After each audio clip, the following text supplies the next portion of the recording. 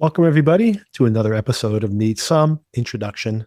In today's episode, we'll be breaking down the fifth and sixth episodes of Cape Fear, a series that I do not believe, and I truly hope, is not coming back for a second season. Joining me for the conversation is Sona. Sona, Hi. so just circling back to our previous conversation, discussing The Bear, your son and your husband got to go see a pretty exciting match. They did. And of course, we'll be seeing how the U.S. does in their round of 16. But Portugal advanced and Spain advanced. Should be very happy. They'll be going head to head, actually. Your son should be happy about the Spanish advance. Very excited. Many of his favorite players are there on that team. Yep.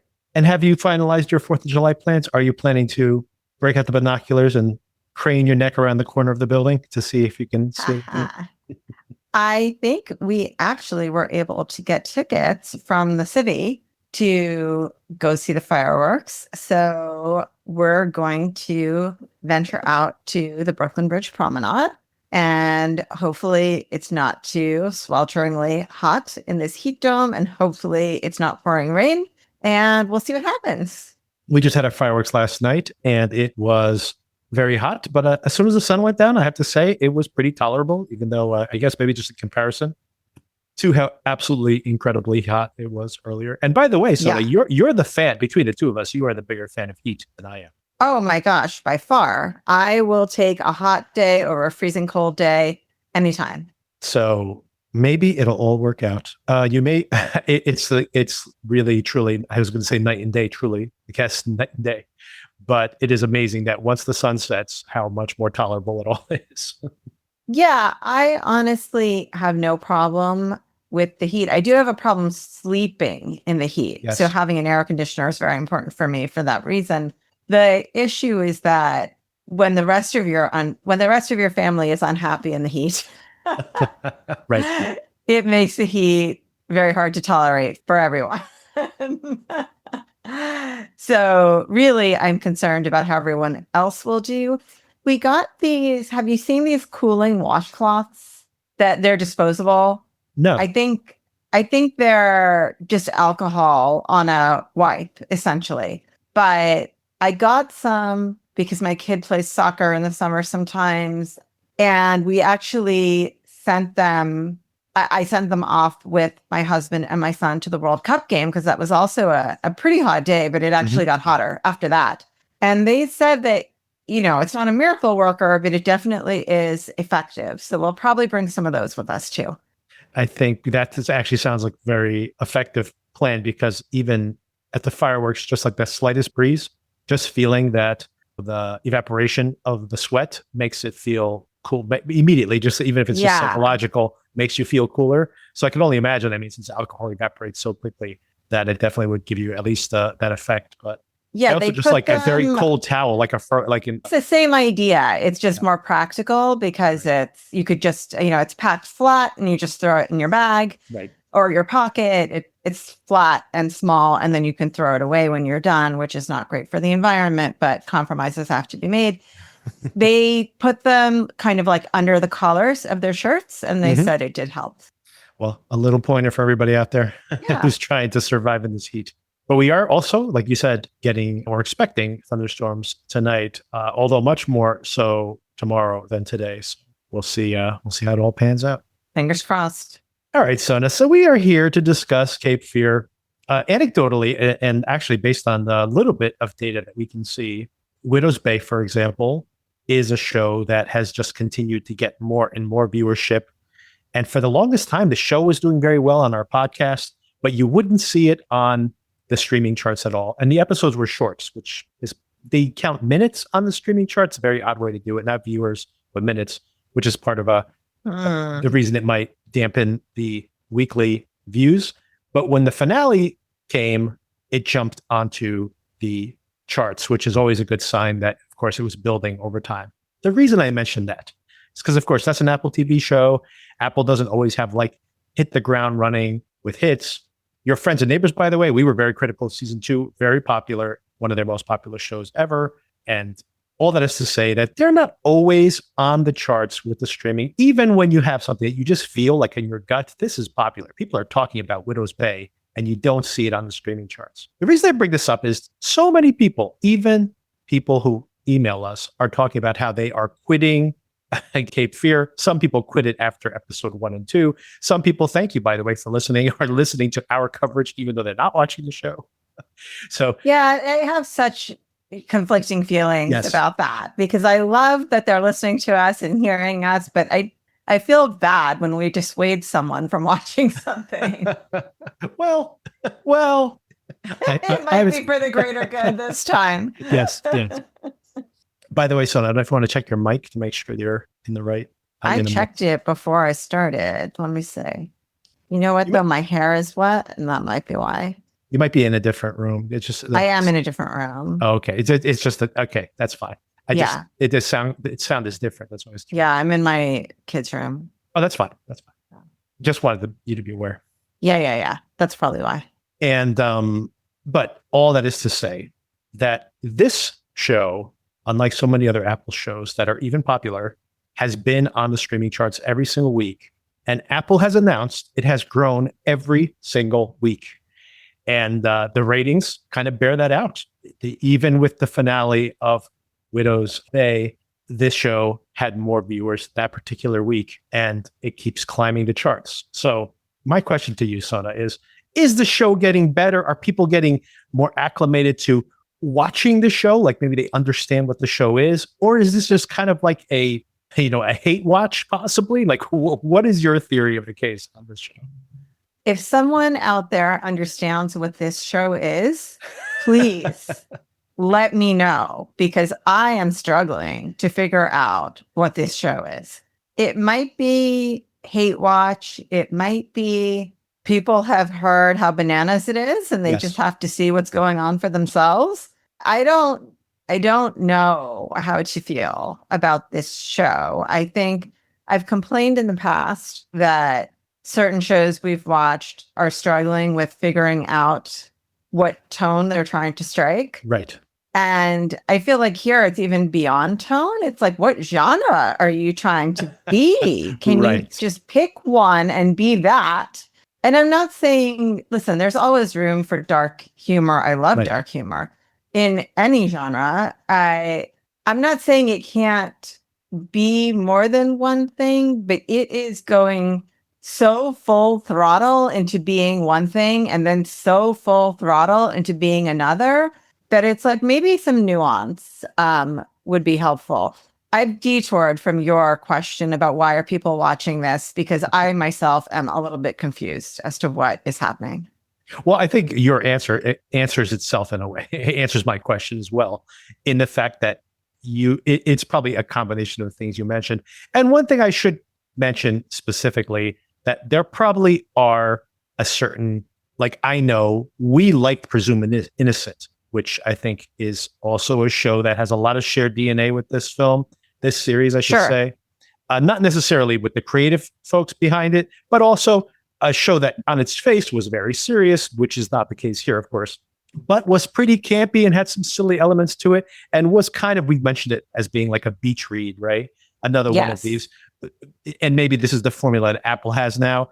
We talked about Hijack being like a beach read, the first season anyway, which we didn't actually finish season 2, but season 1 was beach read of that. We barely started season 2. Yeah. I know.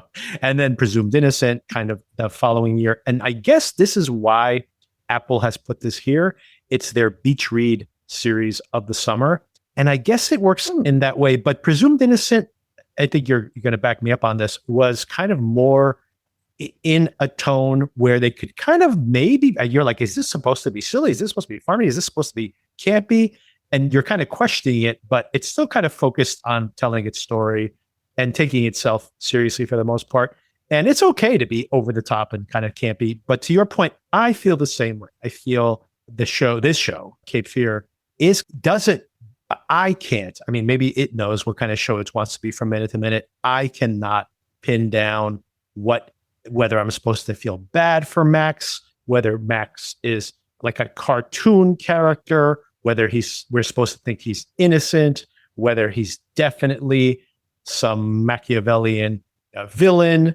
And this is something that is a problem, I think, across the entirety of the show. because I have no rooting interest. And it's okay, by the way, to have nobody in a show or in a movie that you like. I actually don't mind that at all. But I need to have a question in my mind like that I want to have answered. Like, what's the next question I want to have answered? This show doesn't have anybody that I'm necessarily rooting for. And it doesn't really have any question I want to answer other than like, what the hell is going to happen next? It's really literally the only question I have that keeps me going from week to week. I think it's an interesting idea that this is meant to be like a beach read, but I'm not sure it works on that level because parts of it are so dark. Yes. And I feel like a beach read can be kind of dark. Like there can be a murder or two, but this gets really dark in a way that to me, I will say I've never read a graphic novel in my life, but I feel like this story could be a good graphic novel. It might translate to that genre better. That's an interesting take on it, by the way. Like, I don't know if there definitely are, but it's not something that I have explored. There are different genres of graphic novels now, like you mentioned, and including noirs. And that's actually an interesting take that maybe like very heightened, very colorful, very vibrant frames that it would work in that way. And maybe that's actually kind of an interesting observation you made there. Maybe that is kind of an internal inspiration for the show, but I am struggling to connect with anything on an emotional level. All that being said, everybody, if you are a fan of this, I laughed a lot during this episode of the show. I was continuously, in other words, there are things about it that I found compelling, despite all the criticism I just made on the show. I don't know what they're trying to do. I'm not sure what they're trying to say. I'm not sure if they have any kind of moral point of view at all on any character in this show at all. But I was continuously like, what is going to happen next? Yeah, you're kind of just sitting there with your mouth hanging open, like, huh.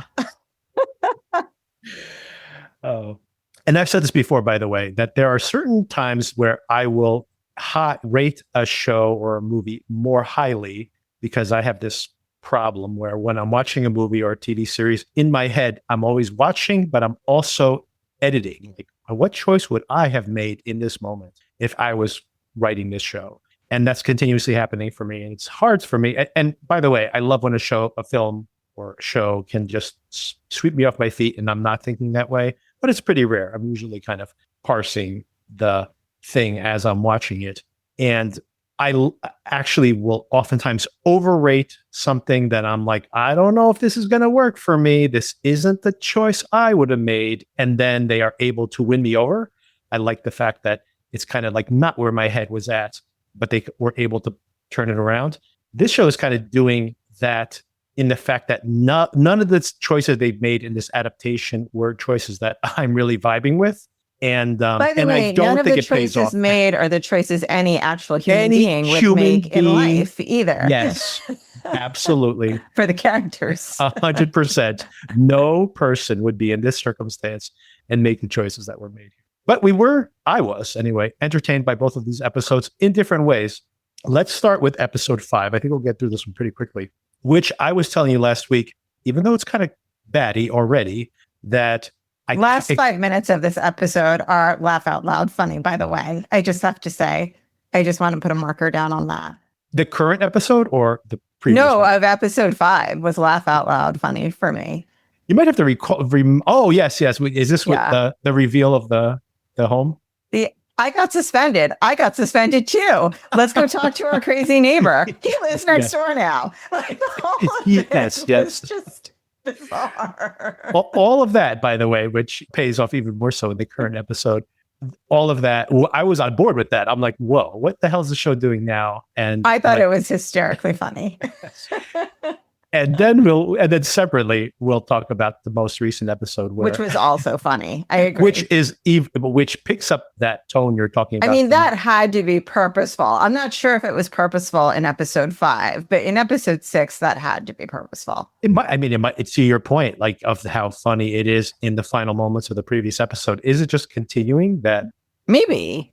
The show is so trolling us, though. I mean, we got to talk. Let me focus on episode 5 because my head is spinning. I know there's so many things to remark on, especially in episode 6. But yeah, before we get to all of that, I did want to mention one thing, Sona. I think, given talking about these 2 episodes and given what the show is, again, I think we'll take a little pause. We might talk about the show for a few minutes next week, but I think we will take a pause. We will definitely finish the show.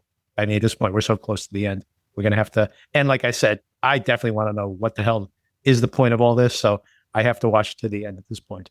But I have a suggestion for you, Sona, that we should discuss next week. A film that we both love that I have not seen in a very long time and has not been available to stream in a very long time, is now available on all places of Netflix, which of course makes everything into a massive hit or revitalizes something. And that film is Gone Girl. So big fan. Let's talk about Gone Girl next week. And as a kind of a palate cleanser for the type of this story that we really do love, and not to compare and contrast and to poo-poo on the Cape Fear adaptation, but let's talk about Gone Girl next week and just announcing it to the audience so they can watch if they haven't seen it or if they haven't revisited it in a long time. It's on Netflix right now, so let's check it out. We'll discuss it next week, and especially if something really crazy happens on Cape Fear, we will dedicate a few minutes to it. But in the subsequent weeks, we will do a deeper dive into the remaining episodes of Cape Fear. But I do think I need a little, just kind of like breaks in between, I think, working for me. So I think that's the way we'll continue. Yeah, I watched both of these episodes back to back last night, and I got to say that was a lot. It's a lot. It's a lot to take in. All right, so let's talk about the previous episode. This one's called Faith. Of course, again, we have Faith, we have Nevia. There's all this kind of religious iconography all over this. And that episode begins with Faith, of all people, of course, is Nevia's mother. And in bed. Yeah. Okay. And she is basically in a fight with her daughter, and she seems downright fearful of her mom. Her daughter. Yes, correct. Yeah. And I teased this in our previous conversation when I had seen this episode already. But soon thereafter, this is one of the big inciting incidents for the entire episode of the show, and how both of the parents end up getting stuck at home with their kids.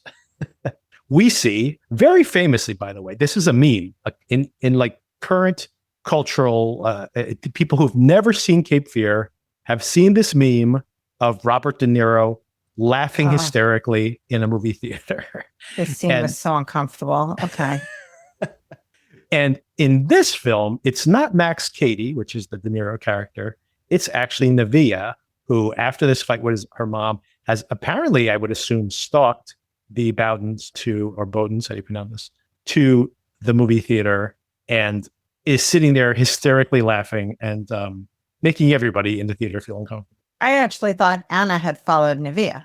I think you might be right, actually. Yes, I'm flipping it over because I'm thinking of the original Cape Fear, but you're correct, because she is now currently investigating Nevia. Yeah. And is actually eventually going to talk to Faith, which may very well be why Faith ends up dead by the end of the episode. But of course, this hilarious thing happens where Nevia walks out of the theater after this, hysterical laughing and being really confrontational with somebody who's complaining about her laughing. And then Anna confronts her outside and shoves her into the street where she gets hit by a car. All of this gets recorded. And I like how she minimizes all this, like being like, this girl, she was stalking me. She tries to play it all off as if this wouldn't end up all over the news. And of course, it goes viral. Again, this theme of surveillance and modern technology. And via that viral TikTok, she ends up losing her bananas job. that she tries to act like that didn't happen. Yeah. Like, did anything else happen? She's like, no, nothing else of note. I did shove her in front of a car. In her defense, she didn't overtly shove her in front of the car. She's like standing in the street. Yeah. No, it was like an accident. A few seconds before that girl runs into her. But like you said, it's so funny to see them at the police station only talking about, like, I want some kind of restraining order. Like, let's not talk about the fact that you were following her. You shoved her into the street. Let's not talk about any of those. Speaking of people running into each other in uncomfortable ways, then this is, of course, where Tom is at dinner again with his coworker. She's pressing this thing that hasn't happened yet physically between them, but is constantly threatening to boil over. And Max just happens to be there. And this is when Tom sees the video and like confronts Anna about like, why didn't you tell me what was going on? And of course, this is all about like showing these rifts growing between the different family members. I got to tell you, of like the daughter being like completely, she's even worse this particular week, but Nevia's gotten into her head about how she has to feel this pressure about being the perfect child, etc. And the parents are keeping secrets from each other, of course, as well. So all this is kind of interesting, I guess. That's how that these things are all showing these rifts that were probably already there in the family, and the whole question as to Tom being the stepfather or the father of this girl in the first place. But I got to say, that could be in its own way, that thematically could be interesting to see all this thing happening. But the one thing that doesn't work at all in this family dynamic that really takes me out of it, and maybe is the thing that has been my biggest, only now thinking in retrospect, the thing that's kind of gotten in the way the most, is Zach in general. This kid is so zonked out. There's obviously something really, really wrong with this kid. He is disturbing to even have him in the house. Of course, we'll have to talk about the current episode as well. But even at this point, he's just sitting there staring at the refrigerator, smiling creepily. I love you, Mom. All of this is his sister is like, I don't know if I can relate to him anymore. This kid is obviously messed up. He's eating his own toe, and his parents won't even take a few days off from work. Now, of course, ironically, they're all spending quality time together, but only because they were forced out of their jobs to at least keep an eye on this kid, although hasn't helped the situation at all. This is so bananas to me, how everyone is just carrying on as like he's just some kind of quirky kid who's dealing with some issues, when clearly there's something deeply psychologically wrong at this point. And I know my kid is significantly younger, but my kid looks a little off. And I'm like, come here, let me feel your forehead. What's going on with you? Are you okay? I mean, they're just all working around this kid with the psychotic smile who seems completely checked out. I don't understand what's happening here. It's crazy. Like, it honestly is, only now in retrospect, is the thing that I think is my biggest blocker in relating to the film at all. The film, series, I should say. It makes no sense that all three of them are just kind of like, oh yeah, that's just how he is. That's just Zach. Yeah. I mean, if that's Zach, by the way, I know I'm jumping to episode 6, but the fact that we saw, I think it was in episode 4 now, that Tom doesn't want to deal with the suicide of his brother. And as soon as that topic gets broached in any way, they fire his psychotherapist. I think that's in 4. That might have been in 5, actually. I'm blurring these things together. But anyway, it has happened before. That was in 4, I think. And in episode 6, Anna mentions, have you found? And by the way, like, she asks, have you found another therapist? But like, that is the extent of her concern for this situation. This is ER level to me. This is not. Yes. Yeah. This is maybe like involuntary psychiatric hold level. Exactly. Like, you believe this kid might be drugging you, might be attacking you. They're either in incredible levels of denial, which may very well be true, or they're just like not taking this thing seriously enough at all. Like, they're just like, oh man, he really looks dangerous. Yeah. I think I'll leave him alone in the house all day with my daughter, who's also having some kind of mental breakdown, because I got to go to work. I got to go to work. It's what's going on? You don't even take a week off? Like, you don't take a week off after your son eats his own toe? Like, what are you talking about? You're going to make me retch again. Yeah. It is insane. Although, of course, this was the irony of where I thought the show was headed after episode 5, which was that the comedy of it in its own way is that both of the parents are now forced to be at home with the kids. And then... yet they don't notice that their son has had some sort of psychotic break. Yes, who's staring into the refrigerator. I love you, Mom. That doesn't really seem that sincere when he says that, but... better than he does in the subsequent episode, which we'll get around to. True. I'm just pulling up my notes real quick. Oh, of course. It really, very importantly, by the way, Noah, when he puts Anna on leave, and this, I think this is the show putting it's at least one thesis out there that she says, there's other context. She bit me before I shoved her into the street. There's all this other information. And Noah says, the only thing that matters is how it appears, right? Like the appearance of it, which of course is how they're going to get manipulated. And once again, I think the show is actually trying to say something in that regard. I'm not sure how successful it is when I'll save it for later, but my broader theme with the show, which is this fact that if everybody's like morally compromised, it's very hard to make some kind of moral point, but we'll get around.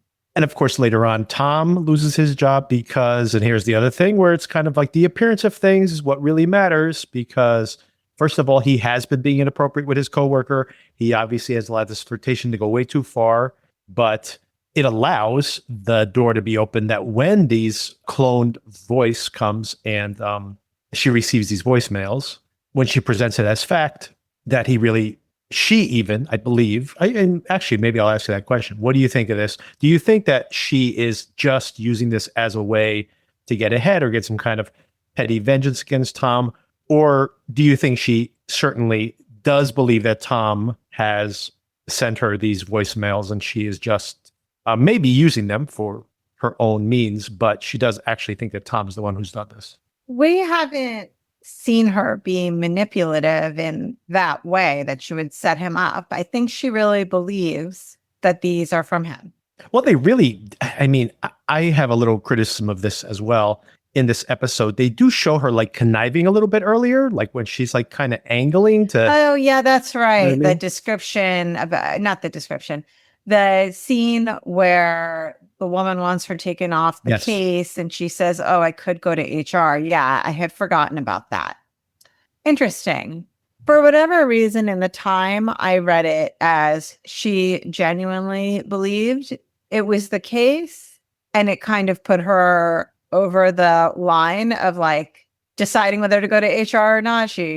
That like pushed her to go to HR, but it's a good point. I mean, she did threaten him with that. So maybe she is conniving in that way. That's why I asked the question, only because I had forgotten about that. I agree with what you say, that I think she does believe that this is him sending this voicemail, and that I even raised this to you when I previewed this last week when I mentioned it very briefly when we were talking about the bear, that I think we're hearing a voice clone. Right. And that is also something that is going to happen here in the show. And I even go back to the very first episode where I'm like, well, if they're trying to make Max look like he isn't the one who's manipulating this woman into committing suicide in the first scene, well, even though the audio is muffled, given Bardem's accent, it's pretty clear that it's him. And I'm like, well, not if you allow voice clones, right? That also allows, by the way, the fact that we discussed in an earlier episode that when Zach talks to Sophie, she's like very shy and doesn't want to be confrontational with him at all. And then we heard her be very nasty to him on the phone call. And at the moment, we were going back and forth, like discussing, like, what do you think that means? And I think your theory was that maybe the mom was there pressuring her to make the call. Yeah. Or maybe it's a fake voice. Now we have introduced this as a possible way to manipulate these people, right? I will say this is an interesting thing about this particular, I don't know if remake is the right word, but, and I suppose for other remakes too, is bringing it into the 2026 era of technology and what that's capable of. We usually talk about it in the opposite way. Like, I feel that you and I have had conversations saying, if you want to make a really suspenseful movie these days, you have to make it set in the 80s or something where cell phones didn't exist, because that is the answer to so many of our problems right now is why don't you just Google it? Why didn't you just call somebody? Right? Or they have to specifically establish there's no signal for 90 miles or whatever it may be, right? So it is interesting that instead of trying to have that kind of artifice, they embrace the idea of technology and bring it into this storyline that originated in what, the 60s? The novel is from the 50s, believe it or not. Okay, so there you go. So because there's a drone later, like and there's been a Right, drone in the yes. past. Mhm. So I do, I guess, give them credit for putting that spin on things. I was trying to different angle. I was trying to think of what show it was that we had discussed here on the podcast where it had completely embraced technology, where they had used it very effectively. And now I'm just going to put a pin in that to see if I'll can remember it over the course of this conversation. But yeah, in general, filmmakers, notoriously, many famous filmmakers talk about how they only make period pieces because they don't want to have someone just have a cell phone all the time. And we'll just track their cell phone. Well, we'll get directions from the cell phone. We'll just call somebody on the cell phone. I do want to make the argument, by the way, that over and over again, so many people say, oh, that horror movie is so dumb because they just don't have a cell signal. And I'd have to say that we drive up to Vermont pretty regularly, and there are long stretches to drive up there where we have absolutely no cell service. And for example, if we're listening to Spotify or something, all of a sudden we don't have any music because there's no cell reception. So you know what? If the car breaks down in the middle of one of those zones, you don't have cell service. So that's kind of same thing happened to me in upstate New York just last weekend. Oh, that's true. That actually, yeah, when we were in upstate, that same thing happened. And of course, I always think about the time when we were outside of San Francisco and we were going out to, and we were trying to coordinate. We were trying to coordinate, like we have like three different, it was Muir Woods, right? And we were trying to find out. Yes. And we're trying to send like a text message, like standing on top of cars to get enough bars to be like, we're in parking lot 3. I think I got 1 bar. That was so long ago. I would like to think that they've installed some cell towers since then. Have they? Who knows? Well, that's the problem, right? Since then, we've gone from like 3G to 4G to 5G, but we all have like 5G phones now, which wouldn't work on those old networks. So, well, some of them do. Okay, and by the way, so not only does Tom have this embarrassment, but of course, and this is what makes this feel like it is definitely Katie who is pulling strings, although there's still some plausible deniability, maybe less so than when we get to the next episode. But he also sets up Tom, right? Because Tom already has gotten in trouble at work. But on top of that, he gets into the fight with these same people who were in his backyard, by the way. These people came back again. Honey and her husband, Ollie, I think his name is. And they're at the bar with Katie. All of a sudden, Tom is palling around with Katie. And a very cool scene, by the way, the way that Katie headbutts this guy and then just steps back and lets Tom throw the swing, knowing that's what's going to be on the camera. And, that was wild. The security camera, of course, catches this. And not only, Ollie, by the way, not only gets punched out, and he might have been also be set up. I think this is a coordinated setup, but they don't seem to be in cahoots with Katie, especially because it was confusing to me because how did they get there? Well, okay, first of all, but also, was that just a coincidence that they broke into the pool?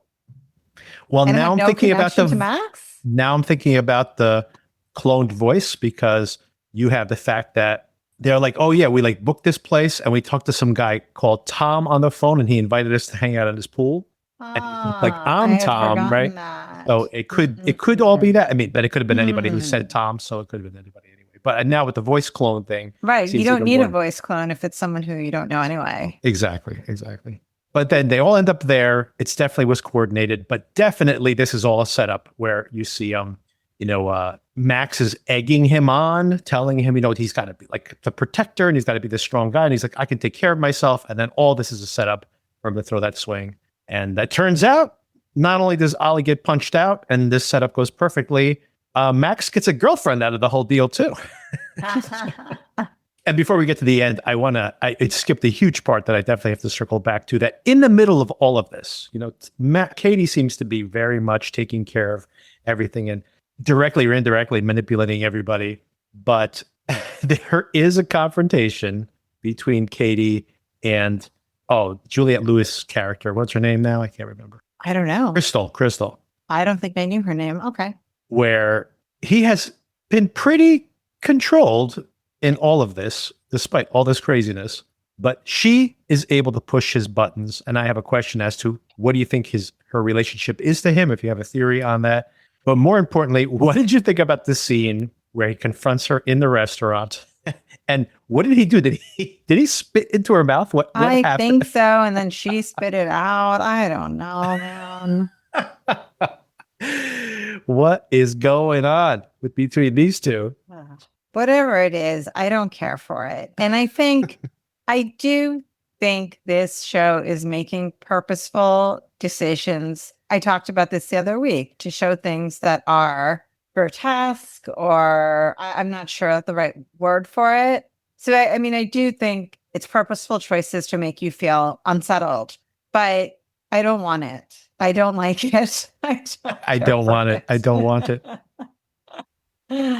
Like, I like the suspense part. I like the tension part, but this part. And what do you think their relationship is? And I think I think we already speculated on this earlier because we had seen that flashback sequence where. Right. So it feels like someone from his childhood, but then the way they were talking. Adopted sister. I don't know. Because then the way they were talking to each other and the kissing, spitting, and the call afterwards where he's talking to someone about her, right? Yes. Mm-hmm. It's like, why is she out of the, they got her medication, right? Okay. What does that mean? We have that question about so many people in our lives. I don't know anymore. Do you still think that? I think it's still the girl. And it seems to be that my guess, I should say. So, but would that be, would she be a childhood friend? Or an actual half sister, because man, is there just incest all over this show? Like, what's going on? Well, I think that is part of the reason that I was like, well, I guess this is not his sister, because that would be upsetting. Although with this theory that I don't think Neva is, I'm not sure how to say it, is actually related. I'm not going with that yet, anyway. But she believes it to be so, right? So that is the tricky part about that. Anyway, yeah, it's still. I think going for the brother and the sister, but that's not the subject right now. But well, is it in this episode or the next one where the brother at one point leans into his sister and she backs away, it flinches, and he's like, happening? "Oh, well, have you been drinking again?" And that's not what that felt like at the moment. No. He wasn't just. That's what I was saying. What is going on in this show? I don't want any of it. Sketchy. It's making me feel, and I think I mentioned this before, maybe the same way I feel about American Horror Story, where it's like, just because you can doesn't mean you should. You should, right? Yeah, this is, there are definitely stylistic differences between this and what happens on that series. And for sure. I'm just talking about the way it makes me feel. Well, it is. It's in the arena. It definitely is, for sure. Okay, we got to get to the hilarious final beats of this episode. But before we get there, we got to talk about one of the most unbelievably stupid things I've ever seen, especially for someone who supposedly is a lawyer. So Anna shows up at Faith's house, right? We saw much earlier on that Faith and her daughter are fighting. She shows up. There is, first of all, Nevia has some kind of maggot-covered shrine of animal parts or something going on in her house. So she's looking around. But that's not the worst thing she finds in there. She finds Faith beaten to death with the sculpture or whatever that she had thrown away earlier into the dumpster at the beginning of the episode. So I guess someone saw her pick that up and I guess used it as a way to potentially frame her up. But she walks around this crime scene, gets blood all over her, and then leaves with the murder weapon. Is that what happens at the end of this episode? A couple of things, but I'm confused too.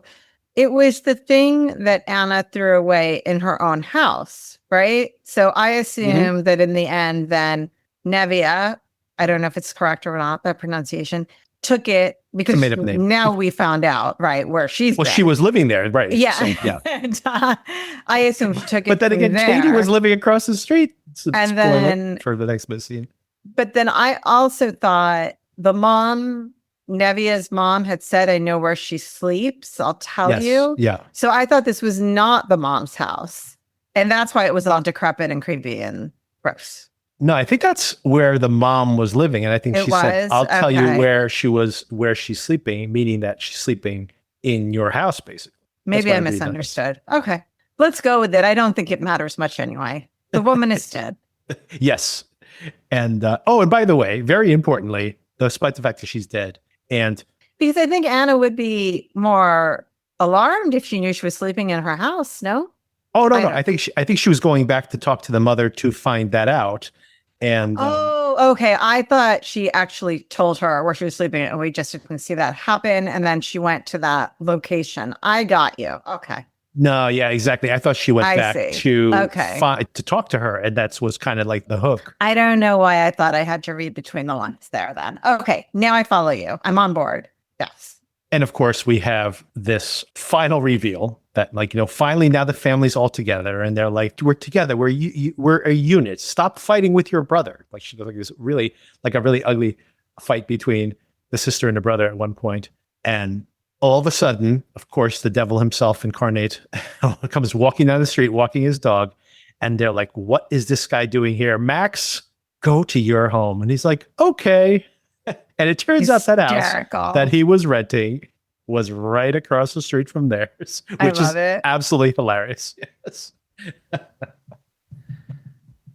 But of course, mostly what I want to talk about today is episode number 6. I kind of, as silly and crazy as everything I just described in episode 5 is, and Anna's actions in not only doing all the wrong things when you come across a murdered body, especially when you think your life might be at risk or someone's trying to frame you, that you probably want to be on as much on the up and up as possible.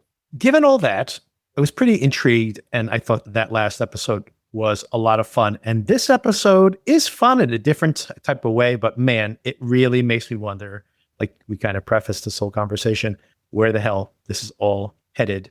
And this episode's called Possum. And this one kicks off with this flashback, this black and white flashback. It turns out this guy that we saw, very recognizable character actor, by the way.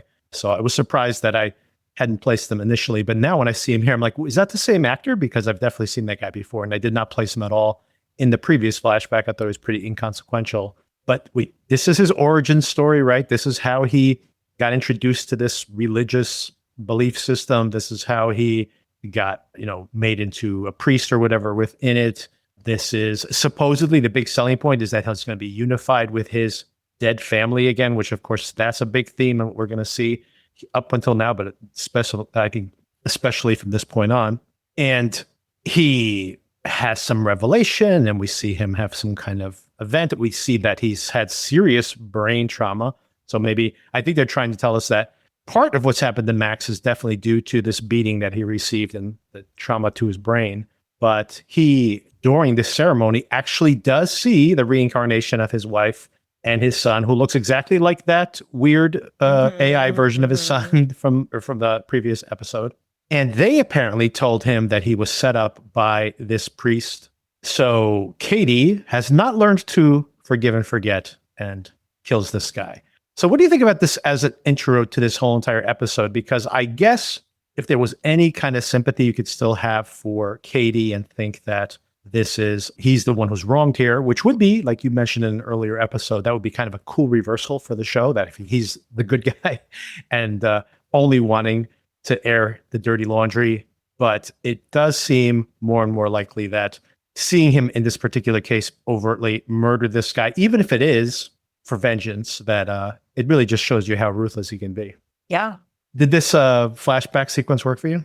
Well, I was worried because last time we saw a flashback sequence, it was very graphic. Maybe that wasn't the last time, but that's the one that is more memorable to me. The brain surgery was a little graphic, although in black and white. Yeah, I was okay with it. I think it was fine.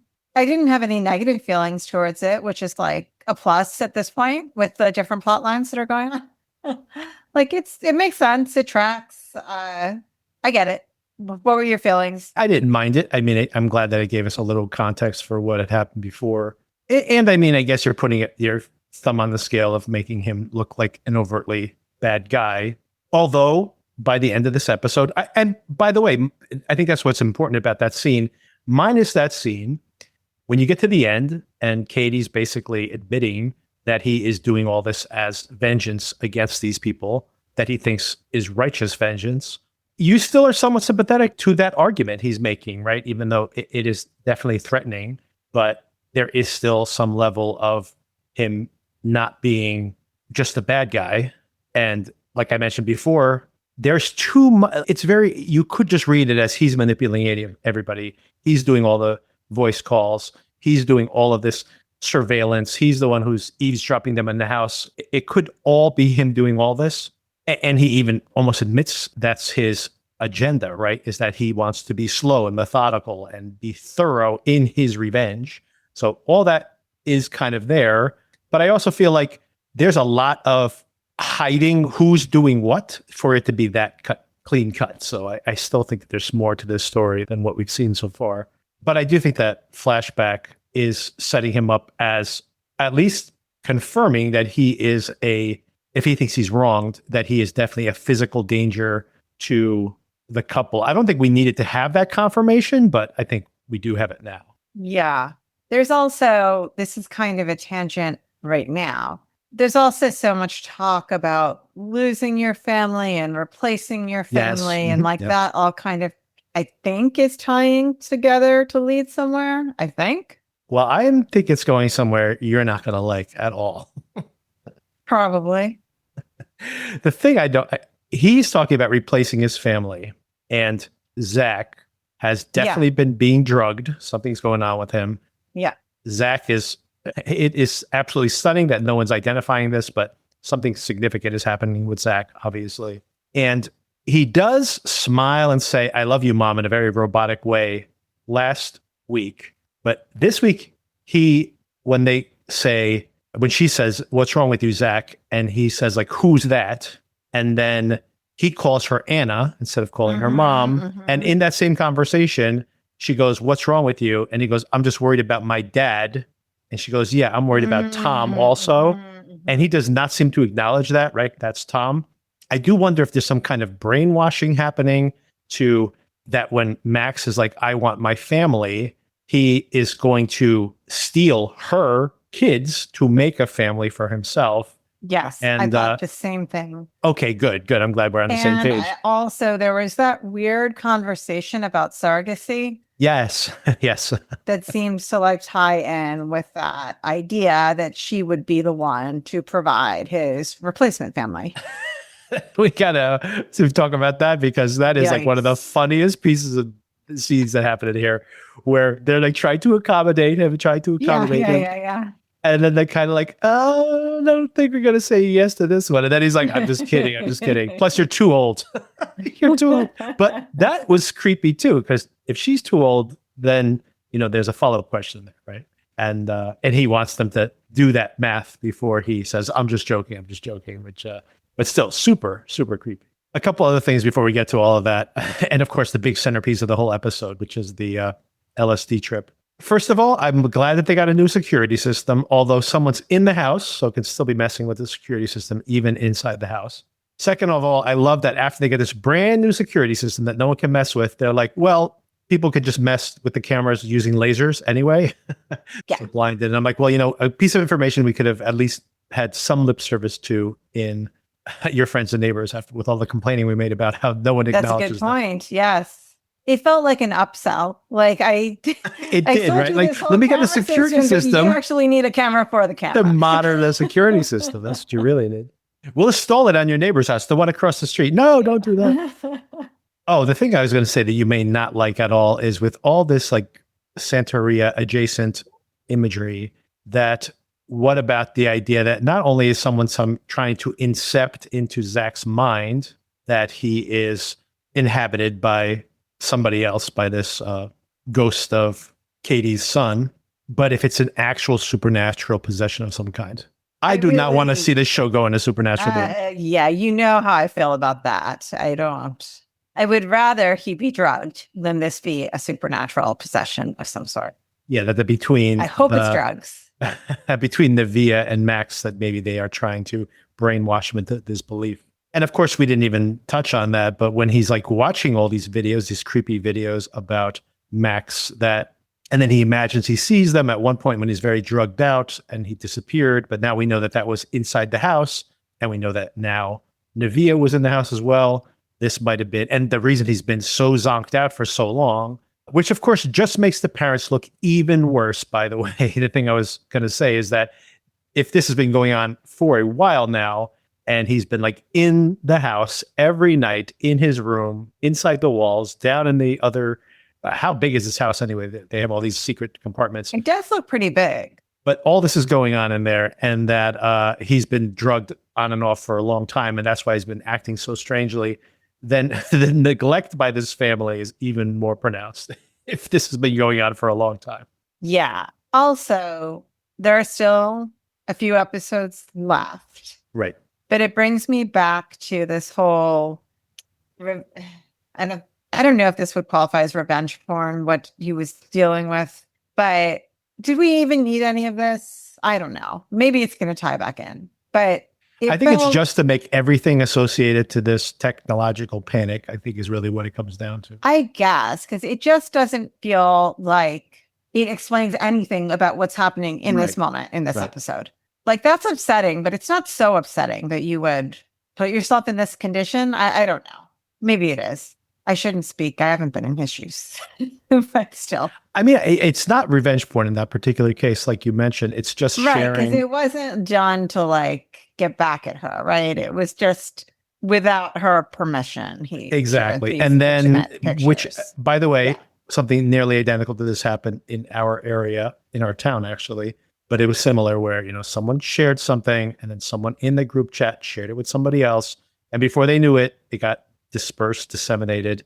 Then the other parent called the cops and then the whole thing escalated. But it's a sign of the times, unfortunately. For sure. But in this particular case, I don't think it was malicious, which happens exactly that, where someone will post things on Twitter after a breakup or something like that. What did you make about the legal advice, by the way, that Tom's lawyer tells him that what they need to do now is just don't be aggressive, keep their heads down, and wait for Max to screw up? Would that be the advice that you would give your client? I would have moved my whole family to another country by now. That's what they should have done. But what do you think about the lawyer's advice? I mean, they don't have anything concrete that they can say he did, right? Aside from being excessively creepy. It being across the street from them. And you know what, though? And I got to acknowledge one thing here as well. We still don't know exactly what they did that potentially railroaded Katie in the first place. So they may not want, this is thematically what the show is really about.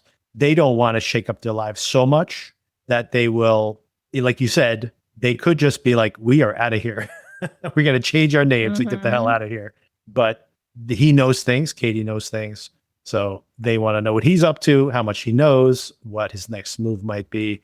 And, but I mean, I have to say that when Amy Adams is like, I'm not even going to ever move from this house. I'm like, I don't know, lady. You, especially if you are feeling guilty about some of your actions in the past, you may need to get used to having to get the hell out of there. Yeah, like a self-imposed witness protection type of thing. All right, of course, we got to talk about the acid sequence, and then we got to talk about the last sequence, which is actually a really good scene, by the way. I mean, Bardem, as crazy as his performance has been intentionally in so many of these scenes, really terrific in that later sequence. But before we get to all of that, we got to talk about the drinking problem, Natalie's drinking problem. She is just like mother, like daughter, I guess. She is getting more and more just day drinking now, wandering off from the backyard. Like, she literally is in the backyard for 35 seconds before she wanders off, which I think she realized she had run out of alcohol, right? But infuriating that this kid cannot stay put when this is serious. Come on, people. Agree. But second of all, that she's just one, and that the parents can't even just stick your head out the window occasionally to see if she's out there. Just keep your phone on you. Everything will be fine. And then, of course, this leads to a pretty interesting interaction with Bardem, with Katie. That's not water. That's not water.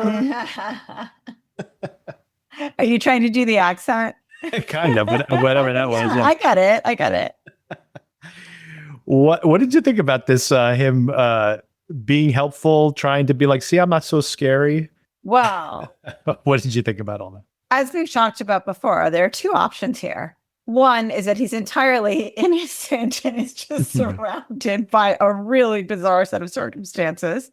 Well, we know he's not innocent of several other murders, which makes me wonder Yeah, you could be exonerated for that other one, but did they not care about these other murders that he committed? Like, generally, there is a consequence for that, but that's not the point. Yeah, go ahead. Finish what you're saying. I have a So, question for you. so that's one option, right? Is that he actually is kind of a good guy at this point. Um, and the other is Unless he that killed Faith. That was what I was going to ask you. Do you think he killed Faith? Or do you think that was Nevia? I didn't think so, but I certainly think anything is possible at this point. Because the other option to me is that he, at a minimum, is manipulating everyone around him to avenge his family's death, his wrongful incarceration or rightful incarceration, whatever it is that Anna and her husband did to him, that he seems to know what they did. I mean, he's got a lot of reasons to hold a lot of grudges. So I don't know. I'm not sure which way it goes.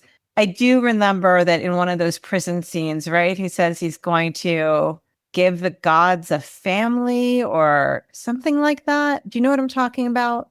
Yeah, that scene where he's killing the guy and the guy says the gods don't want this. And he says, I'm going to give the gods a family or something like that. Right. So, that makes me think this is all part of his master plan. Right. So I would lean on that side, but whether he's actually doing the bad things or manipulating people to do the bad things, I think he's more manipulating people. There was a lot of thoughts jumbled together. What do you think?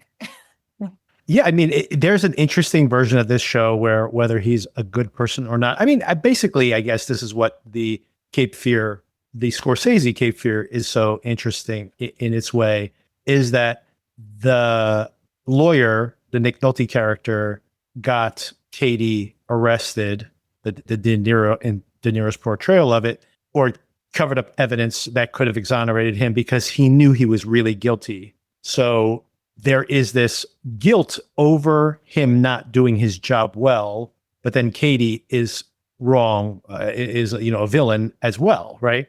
Right. And that's the interesting balance, right, of those two things. And I guess that's still what they're trying to play with here. But I think it would be an interesting reversal to make him really the wronged party across the board. I agree. And it just seems like they're, and I don't know, maybe that is still the way the show is going. I'm confused, to be honest. But you know what? Let's circle back to the murder of Faith, because so much happens on this show that it's hard to even just stay focused on one thing at a time.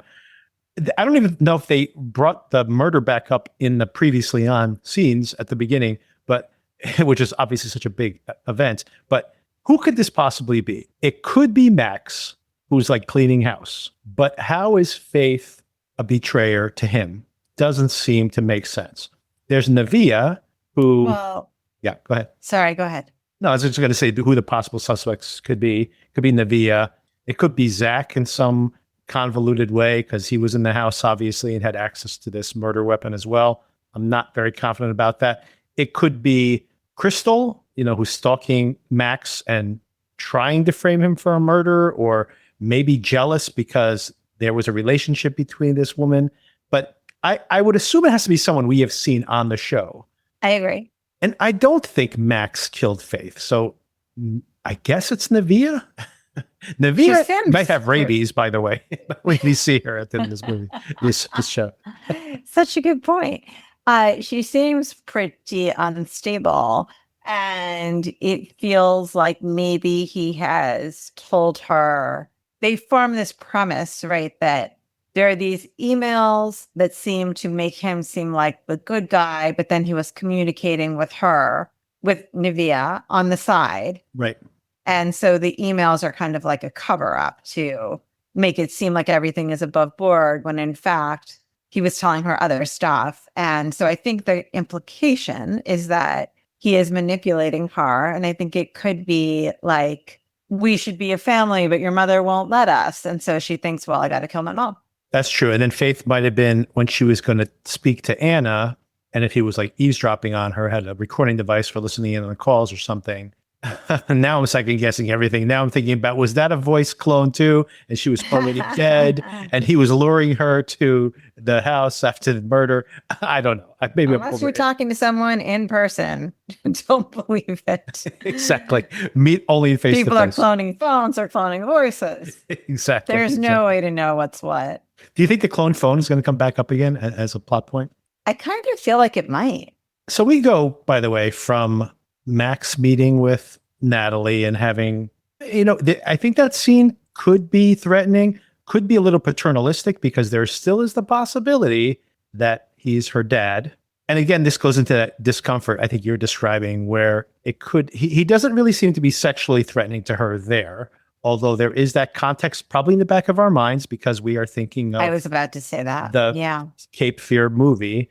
So that's definitely there in the back of our minds, even if it's not overtly there. They definitely don't have Bardem play it up. And then there is the question, right? Like Tom overtly says, did you have sex with him while you were during the case? Although from what Tom says, it looks like she was already pregnant at that point. So it would seem that he couldn't have, even if they had sex, even if she did have sex with Katie, which she says she did not, that it's possible that, I should say, it seems to be that she was pregnant at the time. So Natalie wouldn't be her parent. But I guess what the podcaster, who does come back again in this episode, by the way, in that same scene, that what the podcaster was hinting at was that her biological dad might actually be Tom because they were already sleeping together before the case began. I'm not sure how that's going to play off in the plot. I again, like speaking of things that aren't necessary in the plot, I don't know if that is necessary in the plot. Like if Tom's going to admit to her eventually, I was your actual dad. I'm like, why was there even a necessity to have? Yeah, what would it matter? Yeah. I don't know, but I'm not sure how that's all going to play out. Maybe the bio dad is going to come back and save all of them in the end. Maybe the bio dad's the real villain who's setting everybody up. That would be like something. A really bad twist at the end. Just in the last episode, we find out. Yeah. I would hate that. But there are thrillers that are like that, right? These kind of psychological thrillers or erotic thrillers from the worst of them from like the 80s and 90s, where like this, you're like, who could it be? Which one of the main cast could be the killer? It's this other random person. Like, what? What was that? And then we get to the comic highlight of this whole season of TV, I think. And I think intentionally so I hope so. But this incredible sequence where if we had any questions, by the way, we got an email from, I forgot her name, but I can pull up her email. And I did not mention it on the podcast previously, from Amanda, who's emailed us before. Thank you, Amanda, Hi, Amanda. who had mentioned that she had watched this episode of the show with the descriptive, like for listening impaired folks, the descriptive text on the screen. And it said that he was microdosing LSD. So we were saying, what is he microdosing? Oh, apparently, well, I always watch it with the captions on, not the descriptive text that tells you about like this noises. Is the descriptive, right? But I always watch it I watch everything with the captions on, not just this show. But yes, it did come out. I think it was said as well. I think somehow it was said out loud that it was LSD. Well, now we know for sure. Yeah. But earlier I think there was some speculation. Oh, I think, in a different episode. Oh, okay. Yes. Earlier when he was microdosing. Okay. We were speculating on I had joked, I'm like, maybe it's just CBD, but I'm like, no, I don't think so. It's something a little more intense considering he's seeing like colors and things like that. And I had always assumed also that it was LSD or some kind of hallucinogenic extract of some kind. But why though? People do. Like in Silicon Valley, there are people who microdose LSD for anxiety, to be more creative. It's all this new voodoo. But just like while you're at work, or like, wasn't he doing it at work, or he was at least doing it in the hospital? People are microdosing. There's like a trend recently in the past 5 to 8 years, I'd say, of microdosing throughout the day. Which is, I don't think that's how you should do that. But I guess you build a tolerance to it over time. But I think he was overdoing it as well. But regardless, I thought it was very funny but now we have confirmation, basically, is the long and short of it, that it is definitely LSD. And somebody in the house, I assume it's Nevia or Zach under Nevia's guidance, has gotten a hold of the full LSD stash and put it into the iced tea. I actually thought, by the way, I was laughing to myself because I actually thought what they were showing was not that they were drinking iced tea. It was like they're all drunk. Yeah, well, it was crazy the way this was edited to show every family member taking a nice, refreshing drink of the spiked tea. It was at this point that I was like, what is the mood of this show? I can't figure it out. Whoever spiked the tea, by the way, was certain that they would all be drinking it at the same time. Yeah, that's also a good point. Well, their AC was broken. Yes, that's a good point. So maybe that was intentional also. But I find the whole thing very funny because at first I thought they were just all drinking alcohol because it was right. We cut from Natalie being dropped off with her bottle of vodka, and then we cut to Anna on her Zoom anger management class, which she's zoning out. Yes. She's going to have to repeat that class. For sure. And as she was zoning out, I thought, oh, she's drinking again. She had some kind of relapse. And she starts to act drunk at first. And I'm like, oh, so she must be drinking. And then we cut to the daughter drinking. And I'm like, oh, she put some vodka in that. And then we cut to Tom drinking. I'm like, well, he's microdosing or something. I'm like, everybody's wasted right now. And they were, but I guess they were unaware that they were all getting high on LSD because someone macrodosed them. Yeah, never mind microdosing. Exactly. That was my theory earlier. I even used that terminology, the macrodosing, as like that. Maybe that's what happened when Zach ate his own toe. Like maybe he got into his dad's stash or something. Maybe. But apparently, no, it was something else, maybe. And this is when the whole family goes on a trip together of a kind. The wallpaper starts moving. Just absolutely hilarious that they're checking in on her anger management class. Tom just kind of goes in and like waves, hangs up the call. Thumbs up. Yeah. All good here. Click. I guess you don't get credit for that course. So many laugh out loud lines here. Was it Zach who says that the stairs are too big for him? I thought it was the daughter, but because I read it in the captioning, I actually couldn't really hear it, but I read it in the captioning. I thought it was Zach. The thing that she said that cracked me up was when they're like, "What's that sound? What's that sound?" It's a drone, and she's like, "Oh no, I hate drones." I like how he busts out the guns, and Anna's like, "Is this the time to be bringing out the guns?" Not the best time when you were all tripping on LSD. Nobody's sober, yeah. But Natalie's a great shot, even when she's high, apparently. It was pretty close, but yes, fair point. That's true. She's like right up against it. And maybe it's the same exact drone that spied. Got those pictures of her last time.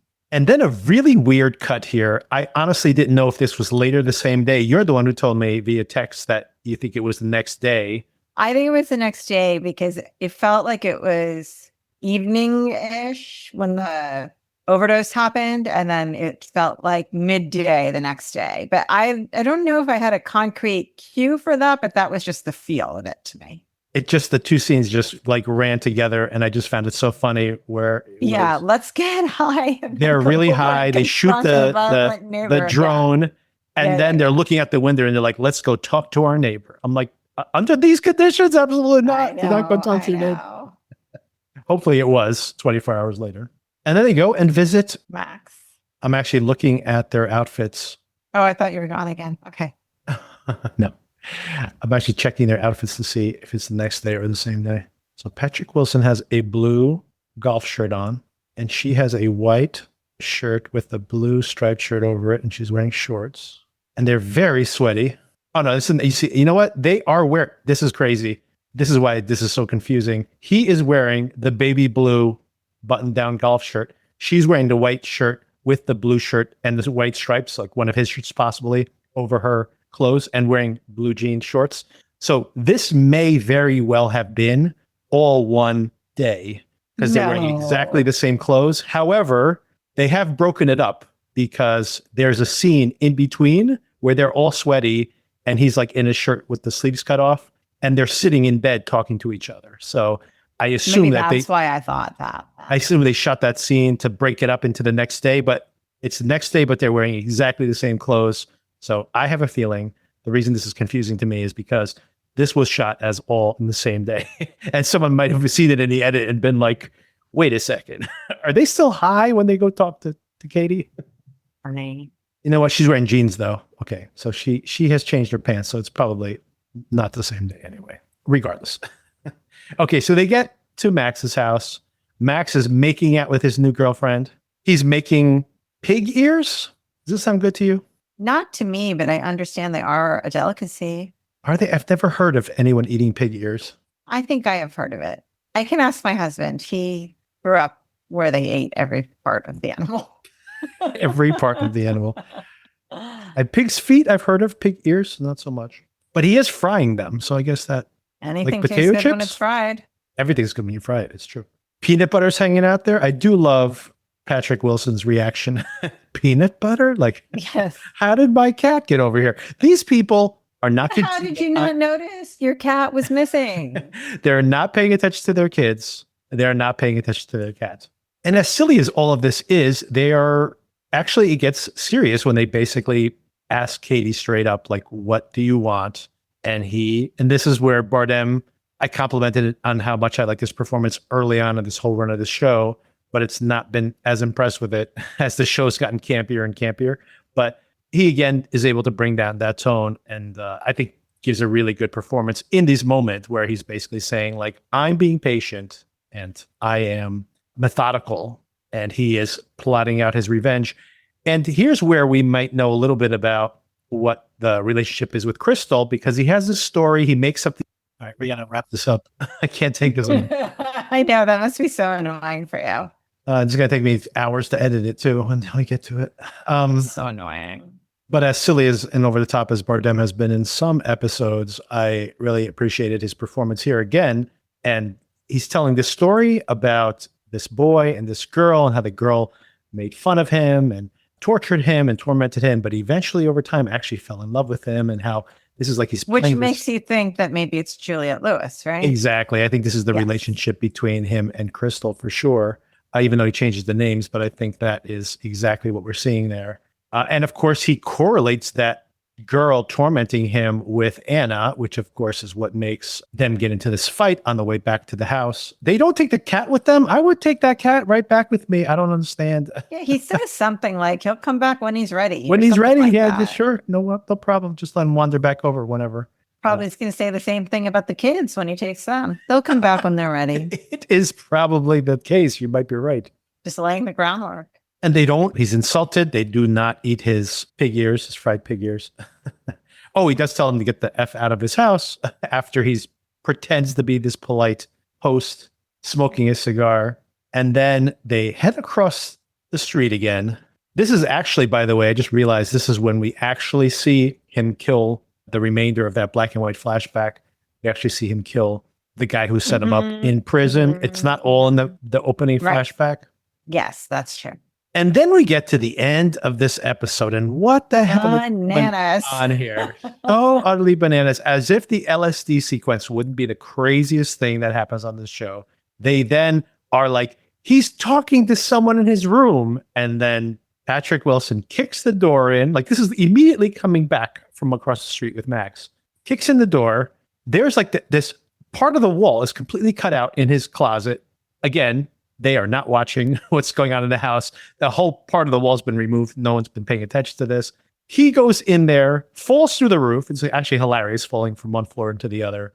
I think you can really, really hurt yourself that way, though. He's lucky he's okay. Oh, absolutely. Like they have vaulted ceilings there too. Yeah. And he's like, I'm okay. There's someone in here with me. And then just all of this, just so hilarious. They smash the door open, the wall open, I should say. He comes out. He said there was someone in there. Then we see a possum. We actually see the possum, which we saw earlier in the show as well. The title of this episode, by the way. And Natalie's just like, oh, it's just a possum. Like he couldn't tell the difference between a possum and a person. Maybe he said it's the accent. He said person, but he meant possum. And then it wasn't scary at all, by the way. But then that hand comes out, grabs Natalie, and then a completely feral Nevia comes out like crawling on the floor, squealing all over the place, like pretty much how she jumped up when she got hit by the car in the previous episode. And Anna smacks her in the head with some paint. I actually thought she had like smashed her skull open first. So too, and I was like, man, like, again with this, yeah. Like I thought it was just blood everywhere. Just smashed her head open. It's like, no, he's just paint. Although there's some foreshadowing there for sure. I think we will be seeing some blood spattered walls in the next couple of episodes. And meanwhile, by the way, Zach is just sitting there grinning like a crazy person the whole time, not helping in any way. And then the end of the episode comes, of course, and they're like, you have to leave my daughter and my son alone. And she says, what son? And we see them bloody the footprints heading over to Max's house. And that's where the episode ends. So what did you think about this absolutely bananas finale to this episode? I really have no words for what's happening. I wish I was either along for a fun ride or along for a terrifying suspense, shades of horror type trip. But instead, I'm getting whiplash going between those two things. Yeah, I'm worried what could be left for the remaining episodes. I feel like they pulled out all the stops. In a way, it's what the pleasure is in watching this show is that you have no idea what the hell could possibly happen next. But I have to say that for me, for my particular taste, this is not my tone. When a show constantly surprises me, like what, and I'm going to keep saying this because we just finished watching it, but Widow's Bay from week to week being like, what the hell is going to happen in the next episode? And then being like delighted by what the show did next and being like, wow, how much fun was that? Right. And this show being like, I have no idea what's going to happen, but it's just because like these people don't behave like regular people. Like the situations don't really make sense. We didn't even touch on this in this entire breakdown of this episode, but Faith was murdered and she has been talking to her police officer friends about Faith and investigating Nevia. And she has the address to Faith's house because Nevia supposedly was staying there. That was on her driver's license. All this is to say that she has put these people on the radar. The mother's been murdered. There's not a single story in the news. Like her partner, her investigator friend from from the Innocence Project type organization hasn't called it up and goes like, oh my God, that girl, what happened? Did you go talk to Nevia's mom? Because she's dead now. Did you hear this? Like this woman's just, it's like, it was an inconvenient thing for them to even bring up again. And Anna has just literally a day or two after seeing this dead body this is what's happening. This is the context for this episode we're watching. And there's like, she is not fazed at all by having seen another brutally beaten dead body. Like what is happening on the show? Not in a good way. Yeah, it's just a lot. And I am concerned about what could happen in the remaining episodes. I guess it does hold my interest. I don't get bored by it. Well, yeah, you can't. That's the one thing this show is primarily, I think, concerned with, is not losing our attention. But does any of it make any sense? I don't know. What did you make about Anna saying that she was, more or less saying that she used to be a wild girl and that she overcorrected? What do you make of that when she's talking to her family? Do you think that she's like been a false version of herself for a long time, trying to make amends for the things she did in the past? How do you read that? That might be the case. You just reminded me of something else that I don't want to forget. Sure. It's partly related. I think the dad character, Anna's dad, is going to come back somehow because they keep mentioning him. They keep making sure we don't forget that he was a horrible, abusive father to her. So it kind of feels like he might be the one to save the day in the end. Well, the other dad, now that you've mentioned that, just to go down yet another rabbit hole, is that Max talks to his dad. He's talking to his dad is who he's talking to when he's talking about Crystal, and they're going back and forth, and he basically threatens him to be like, I didn't necessarily know that was his dad. Was that made explicit? Maybe it wasn't made explicit. I assumed it was because, and then maybe that's me reading into all of this, by the way, that I assumed that was his dad. And I assumed that would kind of confirm my theory that is the half sister or adopted sister, Right, the right. Juliette Lewis daughter, a girl character, because it seems like he's responsible for Yeah, her. yeah. It And it's the definitely only did. thing that makes Yeah. it's the only thing that makes sense. And then that could potentially make them half siblings, right? Because if we assume she could be adopted, like maybe he married someone who already had a child. So that's a possibility. Yes. But it could also be half sibling, because if he Yes. is the father of that girl and then he adopted Bardem's character, No, I Max, gotcha. Yeah, yeah. you know what I mean? Gotcha. Yeah. So it is an interesting conundrum there. But yeah, then I'm thinking that there's yet another, speaking of fathers, which might be relevant here, that we do have, of course, Anna's father, and now Katie's father has now been introduced into the cast. And there's some pretty big name actors who are on the credit list for this show is that that have right? not popped up. Yeah. Ron Perlman, I think, is what people are speculating might be this father character, although I did not Okay. recognize the voice at all. And Ron Perlman has a pretty recognizable voice. Hmm.